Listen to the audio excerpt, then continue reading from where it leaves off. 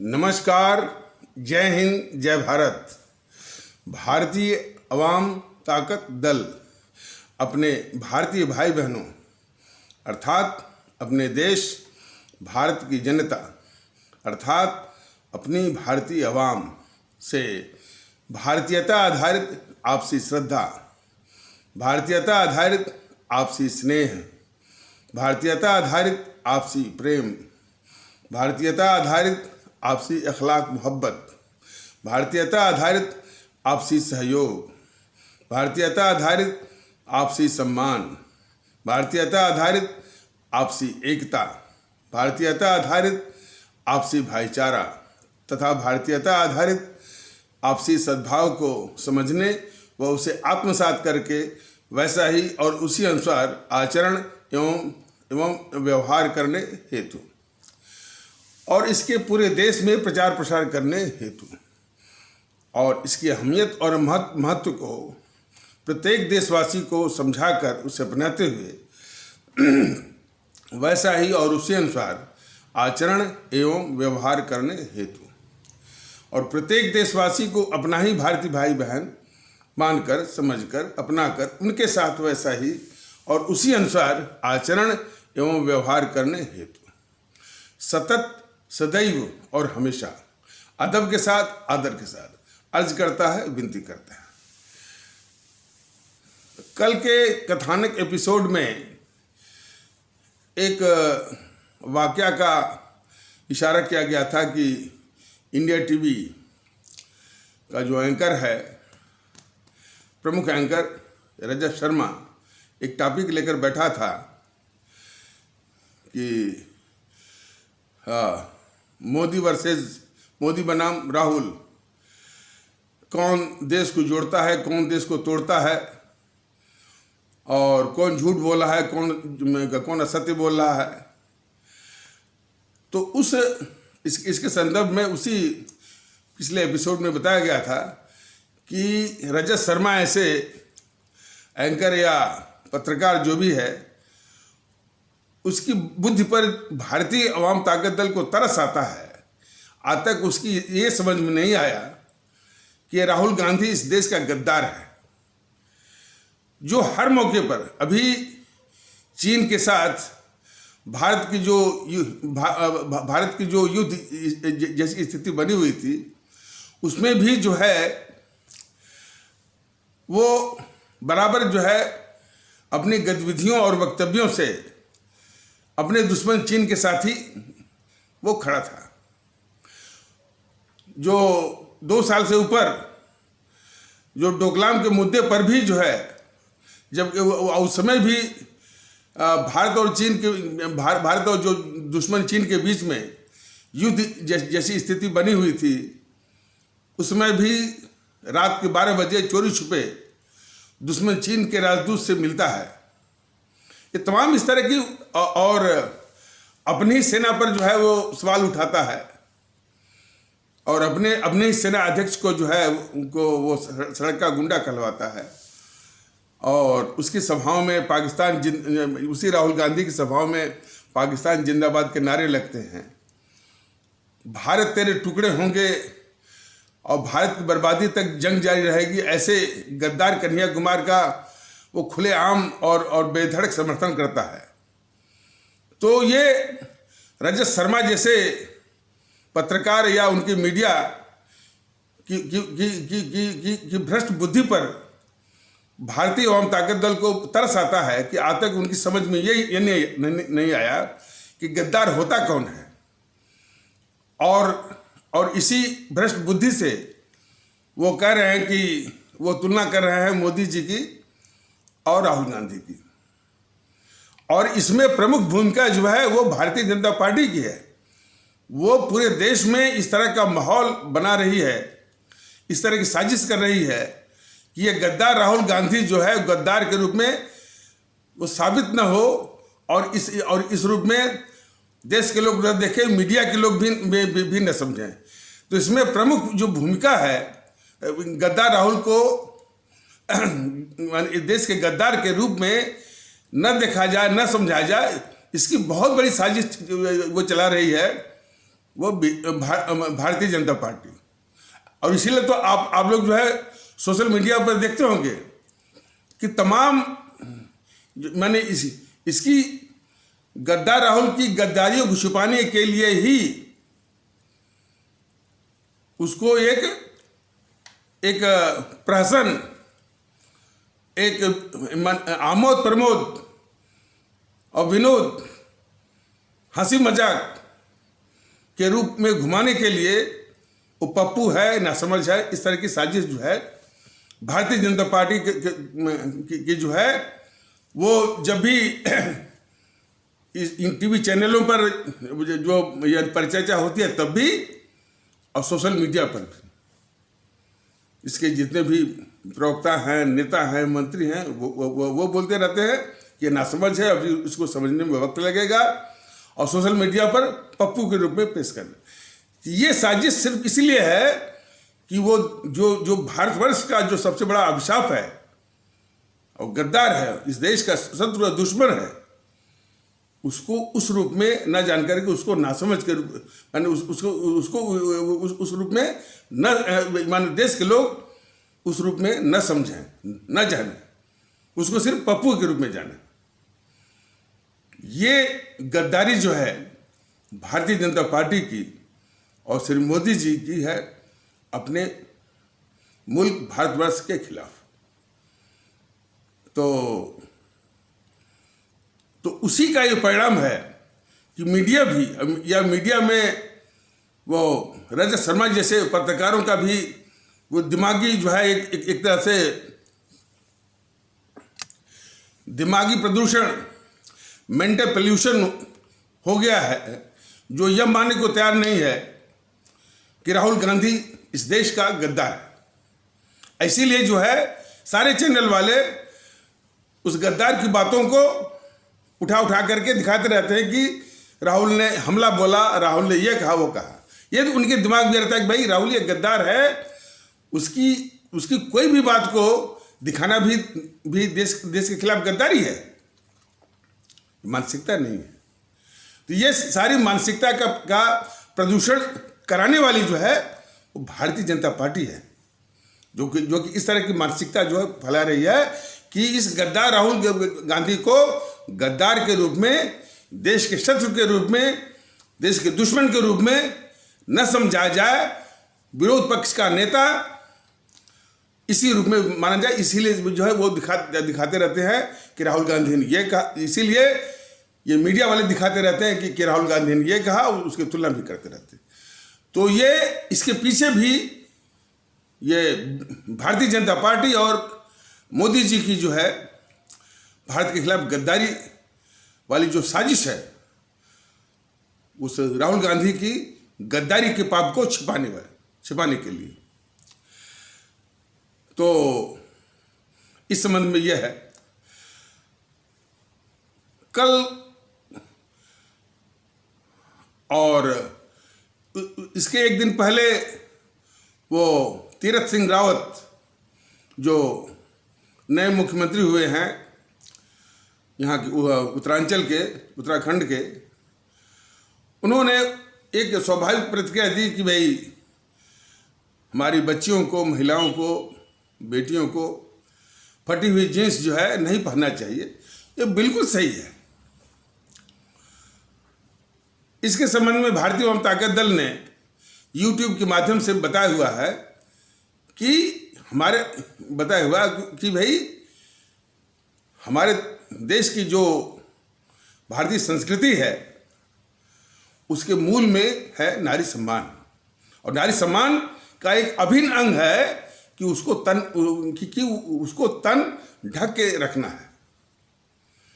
क्यों ढक के रखना है?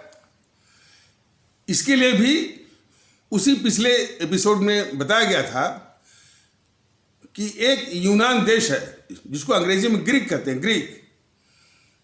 तो भूतकाल में वह दार्शनिकों का, फिलासफर्स का, बड़े बड़े फिलासफर्स का, दार्शनिकों का वो देश रहा है। उसी देश में सुकरात या सोक्रेटिस और पैदा हुए हैं। और उसी देश में उसके शिष्य वो प्लेटो, और प्लेटो के शिष्य एरिस्टोटल, जिसको हिंदी में अरस्तु कहते हैं। इतने बड़े बड़े वो दार्शनिक जो है हुए हैं यूनान में, ग्रीक में। तो मनुष्य के विषय में अरस्तु या अरिस्टोटल का कहना है कि मनुष्य जो है एक सामाजिकृत पशु है, and man is a socialised animal. और विज्ञान भी ये कहता है कि मनुष्य जो है इन एनिमल की एक प्रजाति है, जिसको क्या कहते हैं साइंस भाषा में, होमो सेपियंस। तो ये भी एक पशु है, बस इसका सभ्यता के अनुसार जो है सामाजिकरण हो रहा है। जितना अधिक सामाजिकरण इसका मन हो जाएगा या हो रहा है, उतनी सभ्यता और उतनी अधिक जो है वो मनुष्यता या मानवता के रूप में वो जो है वो परिवर्तित हो जाएगा, उसका व्यवहार हो जाएगा। और जितना जो है वो सामाजिकरण कम होगा,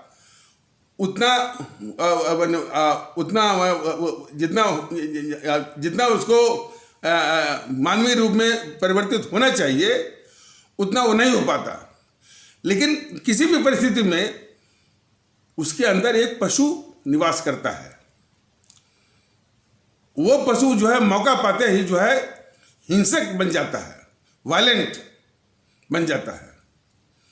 तो समाज को चाहिए कि वह ऐसी व्यवस्था करे कि वो जो पशु है उसको काबू में किया जाए। तो जो ये दंड की जो व्यवस्था है, मैंने किसी अपराध करने पर जो दंड की व्यवस्था है, उसी पशु को नियंत्रित करने के लिए, डराने के लिए है। और जो ये पश्चिम देशों की नकल, पश्चिम देशों से इन सबों ने जो नकल करते हैं, अच्छी चीजें नहीं सीखी। इंग्लैंड से ये नहीं सीखा कि भाई इंग्लैंड के लोग अपने मुल्क के प्रति जो उनकी देशभक्ति है वो नहीं सीखी, नियम पालन है वो नहीं सीखा, सिर्फ वो उघाड़पन, नग्नता ये सीखा। उसका असर यह है कि जिस तरह से नग्नता, अफूहड़पन और उसी को लेकर के जो नृत्य होते हैं, जिसको कोई भी भारतीय सांस्कृतिक मानसिकता वाला उसको बदतमीज और फुहड़ बोलेगा, उसको ये सब कहते हैं कि हम तो एडवांस्ड हैं, हम जो है और वो प्रोग्रेसिव हैं। और जो इनको कुछ मैंने बोलेगा कि नहीं भाई ये फुहड़ है, ये वल्गर है, ये ऑब्सीन है, ये भारतीय समाज में नहीं चलेगा, तो उसको बोलेंगे आप रूढ़िवादी हैं, कंजर्वेटिव हैं, दकियानूस हैं। और अपने को बोलेंगे कि हम एडवांस हैं, प्रगतिशील हैं, प्रोग्रेसिव हैं, और दूसरे को दकियानूस, रूढ़िवादी, कंजर्वेटिव, इस तरह की का तर्क बना करके ये अपने उस भौंडेपन को फैलाने की, दिखाने की चेष्टा करते हैं। इस विषय में भारतीय अवाम ताकत दल ने यूट्यूब के उसी यूट्यूब के माध्यम के संदेश के माध्यम से यह भी बताने की चेष्टा की थी कि अभी भी हमारे गांव गिराज में भले यानी वो कम पढ़े लिखे हों और जिस वातावरण में माने वो काम करते हैं, रहते हैं, बहुत उच्च शिक्षा का वातावरण न हो, लेकिन उनकी बाय इंट्यूशन, अपने आत्मज्ञान से वो बातें कहते हैं जो कि हर एक को सीखने की आवश्यकता होती है। तो मैंने बताया था कि एक बार मैं ट्रेन से आ रहा था, एक कोई मैंने यूपी पुलिस के कांस्टेबल थे, सिपाही थे, उनकी वो बातें हमको आज तक भूलती नहीं है, बहुत और पूरे समाज के लिए सीख है। उनका ये कहना था कि देखिए सर, घर में जो है वो जो कीमती चीज़ें होती हैं, सोना चांदी रुपया पैसा, इसको अमूमन लोग जो है उसको छिपा करके ढक करके रखते हैं। क्यों रखते हैं? कि चोर या डकैत उसको चुरा न ले जाए, हर न ले जाए, उसको डाका न डाले, जो भी है, तो उसको ढक करके छुपा करके रखते हैं। घर की इज्जत, बहू बेटियों की इज्जत भी एक बहुत बड़ी संपत्ति होती है, उसको भी उसी तरह से ढक करके रखने की परम आवश्यकता है। और उन्होंने एक इससे भी आगे एक मार्मिक बात बताई कि इन दोनों संपत्तियों में फर्क है, सोना चांदी रुपया पैसा और बहू बेटियों की इज्जत वाली संपत्ति, इनमें एक फर्क है कि रुपया पैसा और सोना चांदी वाला जो संपत्ति है, यदि इसको चोर या डाकू चुरा ले गए या डाका डाल भी दिए, तो हम आप सभी मेहनत करके परिश्रम करके फिर वापस वो संपत्ति को अर्जित कर सकते हैं। लेकिन हमारी बहू बेटियों वाली जो संपत्ति है, एक बार लूटने के बाद फिर वो वापस नहीं आती है। ये फर्क है। इसलिए ये जो बहू बेटियों वाली जो संपत्ति है, इसको बराबर ढक कर रखने की जरूरत है। इसलिए और फिर वही अरिस्टोटल या अरस्तु का जो उन्होंने चेताया था कि मनुष्य जो है एक सामाजिक पशु है, मतलब कि हर एक मनुष्य के अंदर, चाहे वो कितना भी सभ्य क्यों न हो, कितना भी उसका सामाजिकरण क्यों न हुआ हो, उसके अंदर एक पशु है जो कि मौका आने पर हिंसक बन जाता है। तो उसको उसको काबू करने की जरूरत है। जरा भी ऐसा काम नहीं करना है कि उसको हिंसक बनने का आह्वान मिले, बुलावा मिले, दावत मिले। ये जो पश्चिम की नकल करके जो फैशन, और जिसमें तन ढकने के बजाय माने तन प्रदर्शन पर ज्यादा बल रहता है, वह इसी पशु को हिंसक बनने के लिए एक दावत है, उसका एक आमंत्रण है, बुलावा है, आह्वान है। इस तथ्य को हर एक आदरणीय भारतीय भाई बहन को समझने की आवश्यकता है। अब देखिए, सिर्फ पैसे कमाने के नाम पर वो फैशन का उद्योग की भरमार है। कौन फैशन? जो कि हमारे बहू बेटियों का तन ढकने के बजाय तन के प्रदर्शन पर ज्यादा वो केंद्रित होता है, बल देता है वो। और कोई इसके खिलाफ आवाज नहीं उठती है, कोई इसके खिलाफ जो है जनमत नहीं बनता है, कोई जो है माने ओपिनियन मोबिलाइज नहीं होती है। लेकिन इसके खिलाफ भी ओपिनियन को मोबिलाइज करने की परम आवश्यकता है। भारतीय जनता दल ये भारतीय सांस्कृतिक का राष्ट्रवाद का मुखौटा पहने हुए ये बीजेपी के लोग जो है भारतीय संस्कृति की नींव को खोदने वाले हैं। इन्हीं की सरकार है, और इनकी सरकार में जो है वो एक सूचना और प्रसारण मंत्रालय एक मंत्रालय है जो कि इसी बुराई को नियंत्रित करने के लिए बनाया गया है। लेकिन उसी के संरक्षण में ये सब चल रहा है। फैशन और अंग वो प्रदर्शन, वल्गरिटी, पूर्णपन, ऑब्सेनिटी, न्यूडिटी, सब चल रहा है। किसके द्वारा?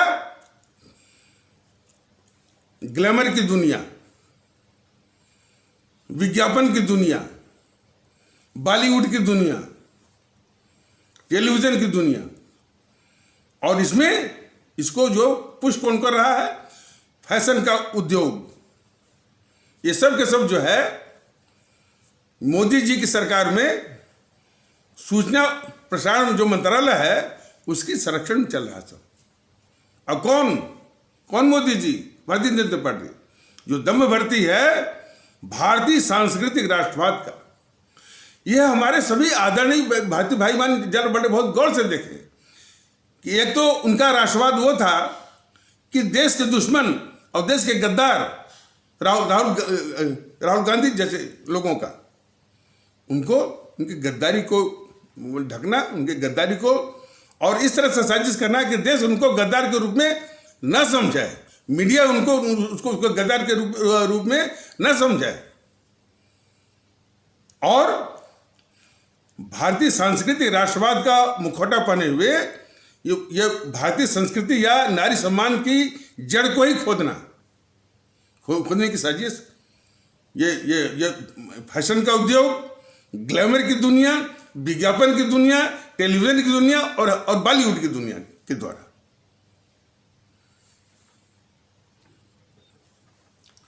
तो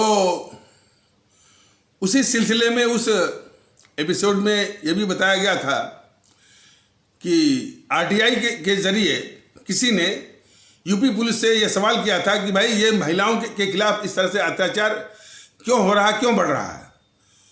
तो जो उसका पुलिसिया दिमाग था और काफ़ी हद तक बात सही भी थी, उसने कहा दिया भाई जो ये पहनावा है, जो ड्रेस है महिलाओं का, वही ज़्यादा कारण बनता है इसका। बात सही भी है। बस सब एक टीवी पैनल बैठ गया यूपी पुलिस के ऊपर, जो यूपी पुलिस के ऊपर जो है चढ़ाई करने के लिए। उस पैनल में एक यूपी पुलिस का जो है वो प्रवक्ता था और एक पंडित जी थे और एक जो है मुल्ला जी थे, तीन लोग, और बाकी 6-7 और थे, वो फैशन वाले, बॉलीवुड वाले और कुछ फेमिनिस्ट जो जो जो जो जो महिलाओं का आंदोलन चलाती हैं। उसी में वो रंजना कुमारी भी थी, बहुत बोलती है वो। तो 5-6 वो थे और 2-3 ये लोग थे। वो 5-6 लोग जो है मैंने यूपी पुलिस और पंडित जी, मुल्ला जी पर आक्रमण ये कर रहे थे कि आप लोगों की समझ में नहीं आएगा, आप लोग दकियानूस हैं, रूढ़िवादी हैं, आप लोगों को कुछ नहीं दिखता है। हमको तो अभिव्यक्ति की आज़ादी मिली हुई है, हम जैसे चाहे वैसे पहने, और हमारे वो ये प्रोफेशन का ये हमारा प्रोफेशनल कंपल्सन होता है। तमाम तरह के तर्क वो तमाम तरह के कुतर्क वो गढ़ रहे थे सब। तो उसी में किसी ने पूछा कि मैडम ये बताइए कि दफ्तरों में या ऑफिसों में इतना सज धज करके क्यों जाती हैं आप लोग? क्या जरूरत है? सादगी में क्यों नहीं जाती? तो वो जो पैनल पर बैठी हुई थी महिला, वो बेहयाई से कह रही है कि अरे पुरुषों को आकर्षित करने का हमारा जन्मसिद्ध अधिकार है।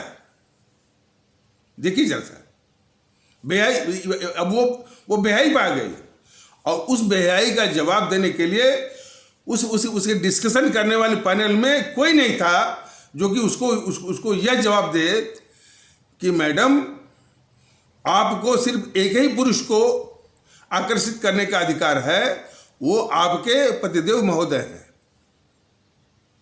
सिर्फ एक ही पुरुष को आपको आकर्षित करने का अधिकार है, नैतिक अधिकार जो भी है। लेकिन जो सभी पुरुषों को आकर्षित करता है उसके लिए एक शब्द बना हुआ था, उसके समाज ने एक शब्द वो बनाया हुआ है। शायद उस शब्द का इस्तेमाल आपके लिए कर दिया जाए तो आप भड़क उठेंगे। ऐसा जो है किसी ने नहीं कहा। तो क्या है कि ऐसे लोगों की बेहयाई और उसके आगे बाकी लोगों का नतमस्तक होना, ये जो ऐसे यानी जो कि इसको बढ़ावा देते हैं ग्लैमर के थ्रू, फूहड़ जो है वो विज्ञापनों के थ्रू, बॉलीवुड में जो फूहड़ वो फिल्मों के द्वारा हो, और टेलीविजन वाली जो इनकी मानसिकता जो है वो नग्नता फूहड़ को ही दिखा करके पैसे कमाने पर जो है, या कॉमर्स इनका पूरा कॉमर्स जो है उसी पर केंद्रित होता है।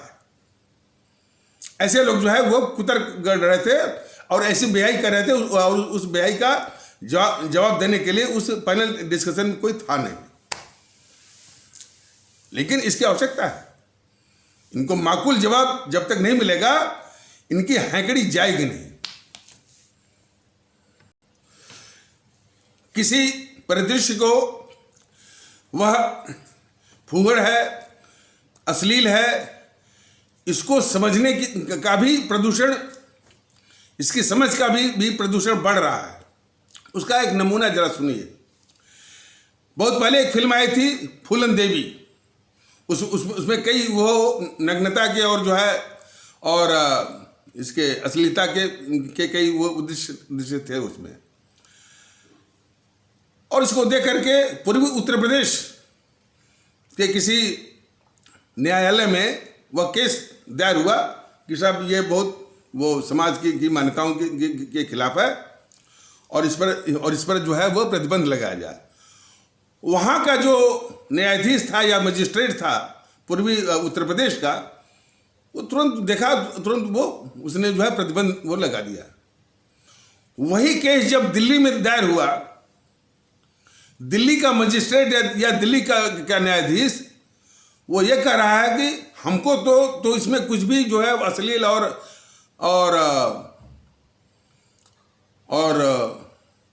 वल्गर नहीं लगता है। दिल्ली का जो मजिस्ट्रेट या जज जो है उसी पिक्चर पे फूलन देवी में उसको कोई अश्लीलता नहीं दिखी, कोई फुहड़पन, वल्गैरिटी, ऑब्ससेनिटी उसको नहीं दिखी। ये दिमागी प्रदूषण जरा देख लीजिए। और वही हालत उससे भी हायर डिग्री का मेंटल पोल्यूशन बॉम्बे में भी जब आप दायर करेंगे तो वहाँ के जजेस के और वहाँ के भी मजिस्ट्रेट को जो है इन फुहड़ मैंने जो है परिदृश्यों का, चाहे वो फिल्म का हो, चाहे विज्ञापन का हो, चाहे ग्लैमर का हो, उनको नहीं दिखेगा। तो यह भी एक बहुत बड़ी समस्या है। लेकिन ये मैंने दिमागी प्रदूषण चाहे दिल्ली में हो जाए, चाहे बॉम्बे में हो जाए, जो है इससे जो है मैंने वो लोग समझ जाए कि हमारा एक देश है जिसकी जड़ें जो है भारतीय सांस्कृतिक मान्यताओं से उसको मजबूती मिलती है।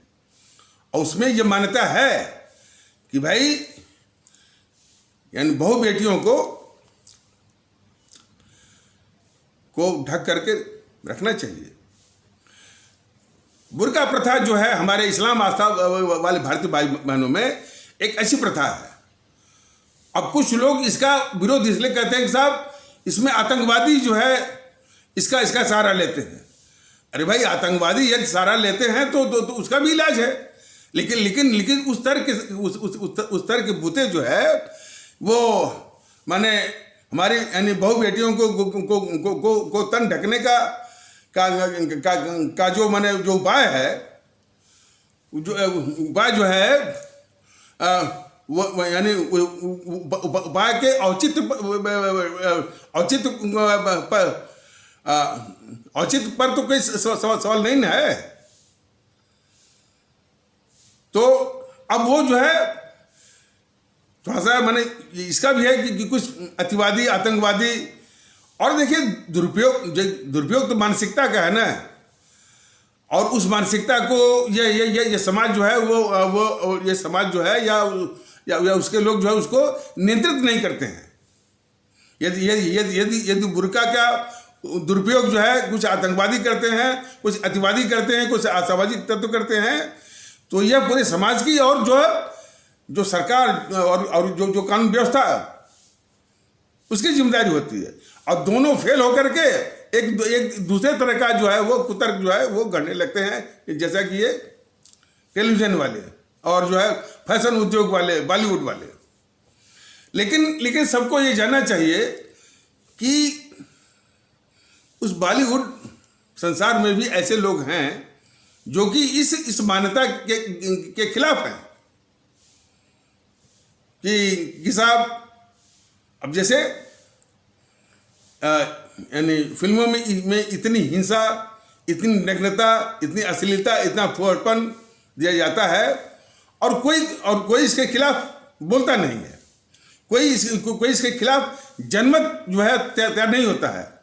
कभी कभी एक अपना पल्ला झाड़ने के लिए, अपना कंधा साफ करने के लिए पत्रकार पूछ लेते हैं किसी से कि साहब इतनी नग्नता और इतनी फोड़पन सिनेमा वालों से पूछ लेते हैं कि भाई इतनी हिंसा और इतनी नग्नता आप डालते क्यों हैं? तो उनका एक रटा जवाब होता है सिनेमा वालों का कि सर हम क्या करें, जनता जो चाहती है वही जनता जो चाहती है वही हम पेश करते हैं। वो सारा कुछ मंशा इनकी होती है, जनता की मानसिकता को प्रदूषित करने का। और यह भी एक माने क्या कहते हैं, साजिश या रणनीति जो है पश्चिम से आई है कि यदि आपको अपना माल बेचना है तो ये मार्केटिंग स्ट्रेटजी का एक पार्ट है कि पहले आप उसके लिए मार्केट बनाइए। तो जो मानसिक ये प्रदूषण जो कर रहे हैं सिनेमा वाले, ग्लैमर वाले, तो ये उनके मार्केटिंग स्ट्रेटजी का ही हिस्सा है कि आपका दिमागी इस टाइप का हो कि आप हिंसा को, अश्लीलता को वही पसंद करें। ये भी उनकी एक साजिश है, ये बॉलीवुड वालों की, ग्लैमर वालों जो है और फैशन के उद्योग चलाने वालों की। तो उनकी साजिश भी है और जो कुतर्क जो गढ़ा जा रहा है वो तो अलग से। लेकिन उसी बॉलीवुड में ऐसी भी हस्तियां हैं जो कि इन मान्यताओं के सख्त खिलाफ है। ये पूरे देश को जानना चाहिए और वो बॉलीवुड वालों को भी, और जो कुतर्क गढ़ते हैं ऐसी मानसिकता वालों को भी, कि उसी बॉलीवुड में एक महान संगीतकार थे नौशाद साहब, और उसके संगीत का लोहा जो है पूरे माने बॉलीवुड भी मानता है और हमारे देश को लोग मानते हैं। और उनकी कई विशेषताएं हैं कि भारतीय शास्त्रीय संगीत के बहुत बड़े वो धुरंधर थे और उन्होंने अपने फिल्मी संगीत में जहाँ तक हो सका उसका अंश, उसका पुट डालने में जो है हमेशा आगे रहे। डायरेक्टर प्रोड्यूसर कभी कभी हाथ जोड़ते थे कि नौशाद साहब ज़्यादा क्लासिकल, ज़्यादा भारतीय शास्त्रीय संगीत मत डालिए, इसलिए कि कोई इसको सुनता नहीं है। कमर्शियल लेवल पर, वाणिज्यिक स्तर पर ये फिल्म वो पिट भी सकती है। लेकिन वो पूरा डायरेक्टर प्रोड्यूसर को पूरा आश्वासन देते थे कि आप चिंता मत करिए, इसमें भारतीय शास्त्रीय संगीत भी रहेगी और उसी के आधार पर वो जो गाने भी लोकप्रिय होंगे और लोकप्रिय गानों की बदौलत ही जो है वो कमर्शियल स्केल पर भी, कमर्शियल लेवल पर भी वो जो है फिल्म जो है हिट होगी और सफल होगी। ऐसा वो करके दिखाए। और ऐसी स्थिति कब आई थी? बैजू बावरा में। बैजू बावरा के डायरेक्टर वो विजय भट्ट थे, उन्होंने वो हाथ जोड़ के कहा था कि नौशाद साहब ज़्यादा क्लासिकल मत डालिए। लेकिन उन्होंने आश्वासन दिया कि भट्ट साहब आप चिंता मत करिए, क्लासिकल तो खैर रहेगा ही, जो कि क्लासिकल या भारतीय शास्त्रीय संगीत इस देश की आत्मा है। तो आत्मा कैसे वो बिछड़ सकती है? तो ये तो उसका पुट तो रहेगा ही फिल्म वो संगीत में। लेकिन आपकी फिल्म जो हिट होगी, सफल होगी, वो इसी की बदौलत होगी या इन्हीं गानों की बदौलत होगी जिसमें भारतीय शास्त्रीय संगीत का उसमें काफ़ी वो अहम सहारा रहेगा और काफ़ी उसमें ताकत रहेगी। और नौशाद साहब ने करके दिखाया। जो लोग भी वो बैजू बावरा को जानते होंगे, वो दुनिया के रखवाले आज लोगों की जुबान पर है और कितने आदर के साथ यानी वो जो है उन संगीतों को सुनते हैं। मन तरपत हरि दर्शन को आज वो भजन लोगों की जुबान पर है और भी गाने। तो वो महान आत्मा वो क्या बोली थी एक बार, नौशाद साहब ने क्या बोला था कि फनकार का ये पहला कर्तव्य होता है, पहला फर्ज होता है कि वो जनता की पसंद को ढाले। मतलब कि वो ऐसी चीज पेश करे कि जनता की मानसिकता, उसकी आदत अच्छी चीज़ों को, स्वस्थ और स्वस्थ चीज़ों को, स्वस्थ सामाजिक चीज़ों को ही पसंद करे। तो उसकी पसंद को ढालने की भी जिम्मेदारी जो है कलाकार या फनकार की होती है। ये या काट्य मान्यता जो है हमारे नौशाद साहब जो इतने बड़े संगीतकार थे उनकी थी। तो देश को जानना चाहिए, ऐसी बात नहीं है। तो लेकिन आज देखिए ये जो तीरथ सिंह रावत ने अपना विचार क्या रखा, सुनने में आया है कि एक कोई प्रियंका चतुर्वेदी है जो कि पहले जीएनपीसी में थी, गांधी नेहरू परिवार चांडाल चौकड़ी काकस, और आजकल वो फिर पहुंच गई शिवसेना में। शायद वो सांसद है, शायद वो फटी हुई जीन्स और दो एक और सांसद फटी हुई जीन्स दिखा करके वो चुनौती दे रही है बेहाई के साथ कि वो तीरथ सिंह रावत देख फटी हुई जीन्स को। ऐसे बेहया तत्वों को वो भले वो सांसद हो जाए, यानी सिफत इस बात का है कि जब ये गद्दार राहुल गांधी को ये बीजेपी जो है गद्दार के रूप में मैंने पेश होना नहीं देना चाहती है, उसी का एक छोटा रूप है ये कि ये सांसद के रूप में एक ऐसी बेहया तत्व है प्रियंका चतुर्वेदी जैसे लोग जो है कि इस पर शर्म खाने के बजाय जो बेहया के साथ जो है वो चुनौती दे रहे खुला और अपने कपड़ों को फाड़ करके ऐसे को भारतीय जनता दल बस यही कहना चाहता है कि ये जो मनुष्य जो है माने हजारों साल पहले वो जंगलों में घुमा करता था और एक युग कहलाता था पाषाण युग, स्टोन एज।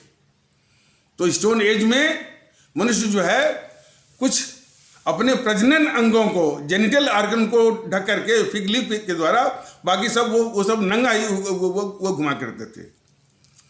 सभ्यता का विकास हुआ, तन ढकना शुरू हुआ। आज सभ्यता जो है अब इस मोड़ पे आ गई है कि लोग तन भी ढकते हैं और उन वस्त्रों से ढकते हैं कि अच्छा भी लगे, लेकिन सिर्फ पैसा कमाने की एक साजिश रणनीति के तहत कि पैसा कैसे मिलेगा उनके दिमाग में है कि पैसा हो, चाहे विज्ञापन हो वो और या सिनेमा हो तभी चलेगा, जबकि नारी को वो नग्न के रूप में दिखाया जाए तभी फिल्म चलेगी, नारी को नग्न के रूप में दिखाया जाए तभी वो विज्ञापन चलेगा, नारी को नग्न के रूप में दिखाया जाए तभी ये ग्लैमर की दुनिया वो टिकी रहेगी। इस तरह की मानसिकता यानी पैसा कमाने के नाम पर जो है फिर वही नग्नता का एक माने उस नग्नता का जो साम्राज्य जो बढ़ाया जा रहा है, तो फिर वो वापस उसी जंगल की ओर, स्टोन एज की ओर, पाषाण युग की ओर उन यानी कुछ तत्वों को वो वापस भेज रहा है उसी नग्नता की ओर। तो भारतीय आवाम ताकत दल का ये कहना है कि भारतीय आवाम ताकत दल के निवेदन के और इस अभियान के चलते हमारे आदरणीय भारतीय भाई बहनों में ये जागृति हो रही है और हमारे भारतीय भाई बहन ही ऐसे प्रियंका चतुर्वेदी जैसे तत्वों को, भले वो सांसद हों कुछ भी हों, ऐसे तत्वों को फिर उसी पाषाण युग में जंगल में भेज देगा जहां पर उनको भालू बंदरों से सामना होगा। वो भालू बंदर इनकी इज्जत पर वो धावा तो नहीं बोलेंगे, लेकिन इनका सब जो है वो हड्डी मांस जो है वो सब खा जाएंगे। यहाँ पर तो माने इस समाज में, जंगल के अलावा इस समाज में तो जो इधर जो हिंसक पशु हैं वो हड्डी मांस तो नहीं खाएंगे, वो इज्जत पर जो है धावा बोलेंगे। जहाँ पर ये अपना जो है वस्त्र जो है वो फाड़ करके वो सरेआम जो है दिखाने की वो बेहाई कर रही हैं। ऐसे तत्व जो है वो प्रियंका चतुर्वेदी जैसी जो है, प्रियंका चतुर्वेदी जैसे जो कि सांसद भी है, और कुछ लोग जो है तन ढकने के बजाय अपने जीन्स को फाड़ करके जो दिखाने की जो बेहाई कर रही है वो, तो इस दुनिया में, मनुष्य की दुनिया में तो उसके हड्डी मांस को तो नहीं खाएगा, लेकिन उसकी इज्जत पर जो है पर धावा बोलने के लिए मनुष्य के अंदर का जो हिंसक पशु है वो बाहर आ सकता है। लेकिन जिस तरह की उनकी बेहाई है, हमारा जो भारतीय जो समाज है, इनको उसी पाषाण युग में वो जंगल में भेज देगा जहाँ पर इनको भालू बंदर से पाला पड़ेगा। और वो जो भालू बंदर जो है, भालू बंदर शेर, हाँ शेर भी कहना है, शेर जो हिंसक पशु हैं, तो शेर और भालू जो है इनकी इज्जत पर तो धावा नहीं बोलेंगे, लेकिन इनके वो हड्डी मांस को सब खा जाएंगे। और इसी की पात्रता रखते हैं ऐसे तत्व जो है प्रियंका चतुर्वेदी जैसे लोग। भारतीय आवाम ताकत दल ये कहना चाहता है, और वो यदि वो प्रियंका चतुर्वेदी जैसे लोग ये सोचते हैं कि कोई बोलने वाला नहीं है, ये समाज बोलेगा भी और उनके पात्र जगह पर वो पहुंचाएगा भी।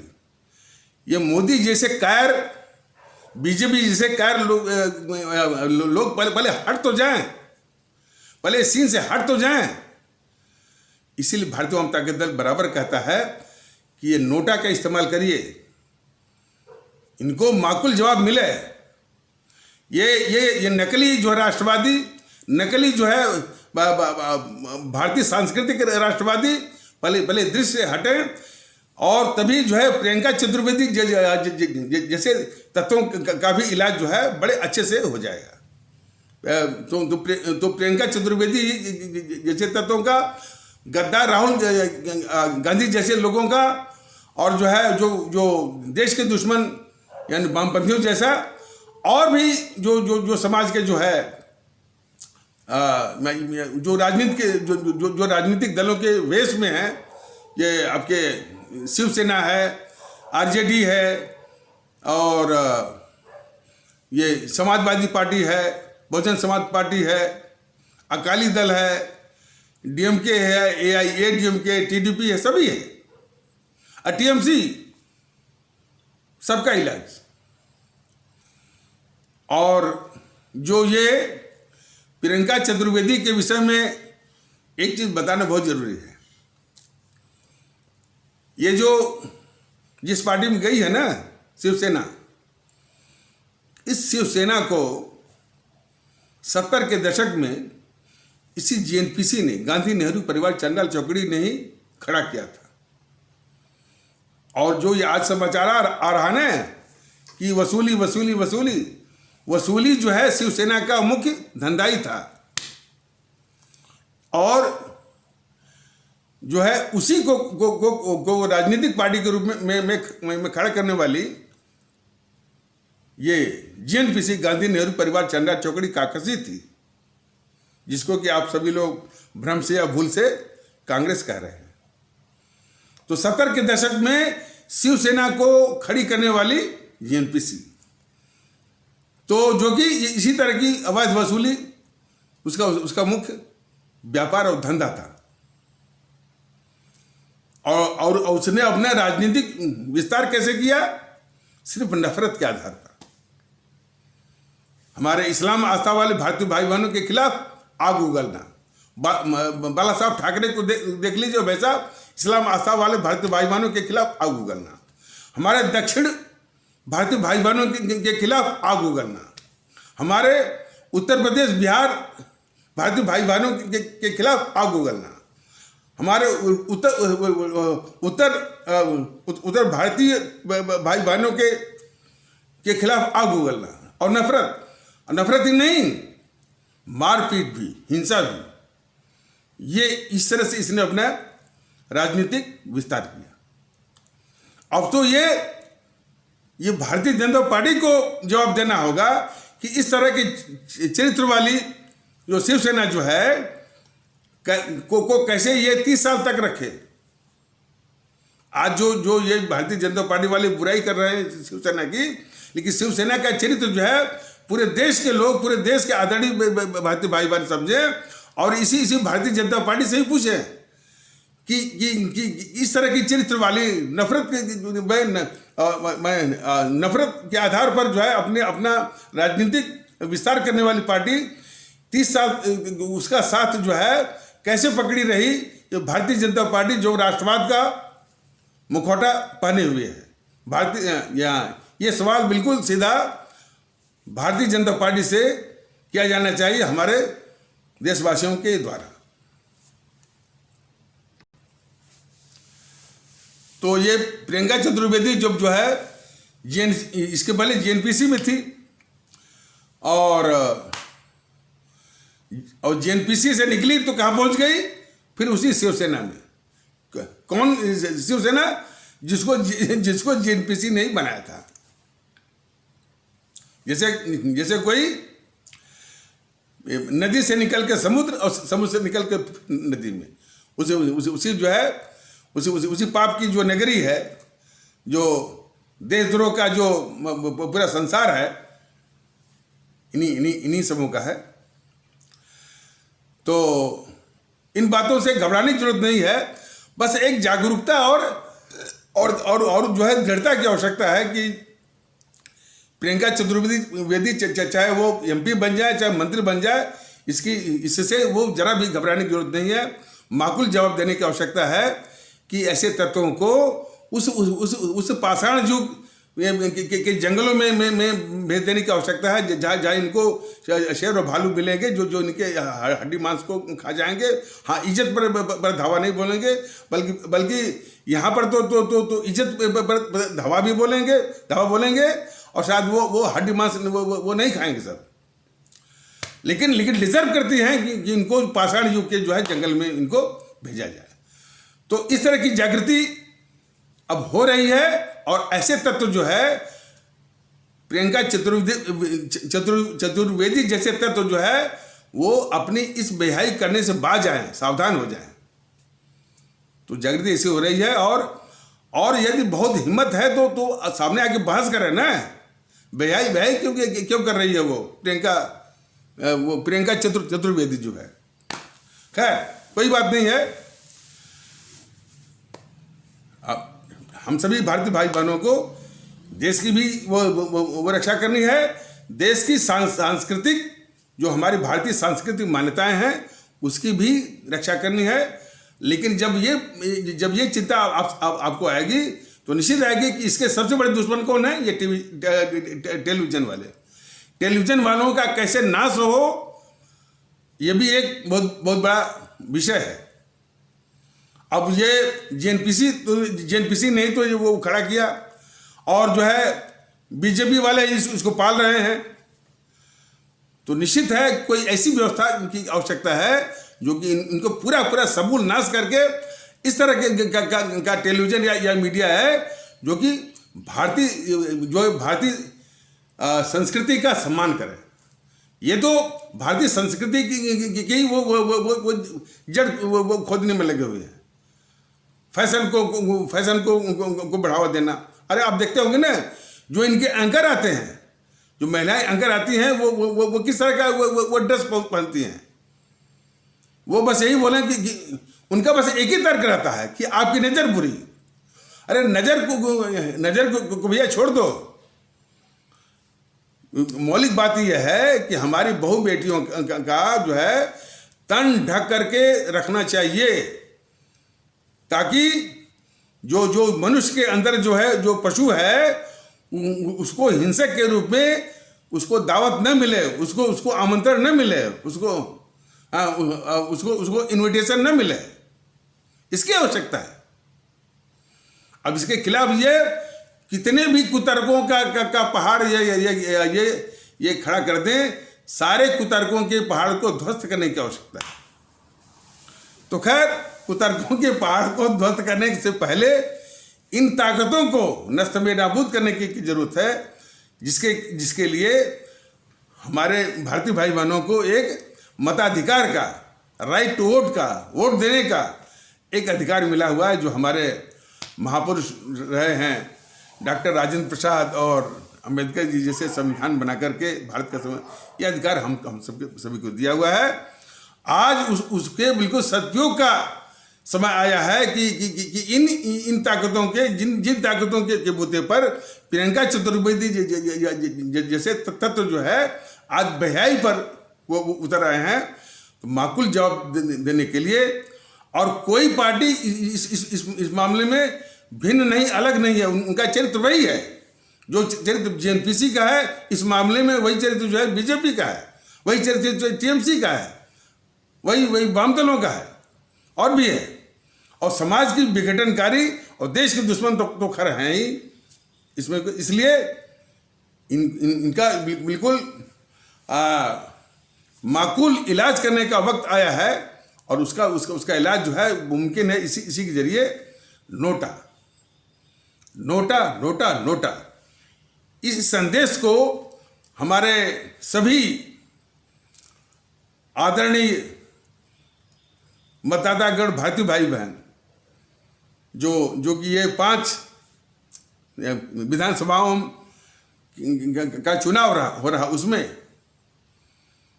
असम विधानसभा, पश्चिम बंगाल विधानसभा, केरल विधानसभा, तमिलनाडु विधानसभा, पुदुचेरी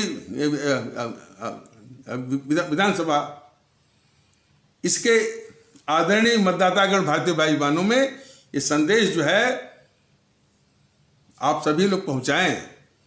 आप सभी से एक विनम्र विनती है, और नोटा के अभियान को कामयाब बनाएं। सभी लोग नोटा का प्रतिशत जो है 70, 80, 90% आना चाहिए, तब एक नया रास्ता बनेगा।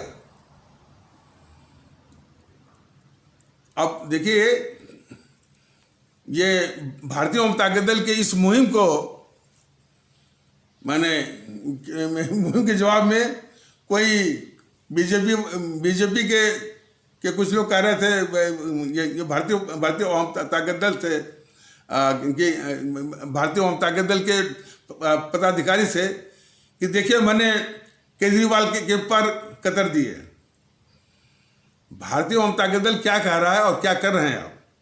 भारतीय जनता दल ये है मोदी जी को और बीजेपी को ये बता रहा है कि ये केजरीवाल क्या है, भारत तेरे टुकड़े होंगे इंशाअल्लाह, भारत की बर्बादी तक जंग जारी रहेगी। इतना खतरनाक देश विरोधी नारा लगाने वाले कन्हैया कुमार, गद्दार कन्हैया कुमार का समर्थन किया है ये गद्दार केजरीवाल। तो गद्दार क्या इलाज ये क्या कर रहे हैं? मान लिया कि दिल्ली के लोगों ने अपने इस दिमाग का प्रयोग नहीं किया, ये बहुत बड़ी भूल है। ये दिल्ली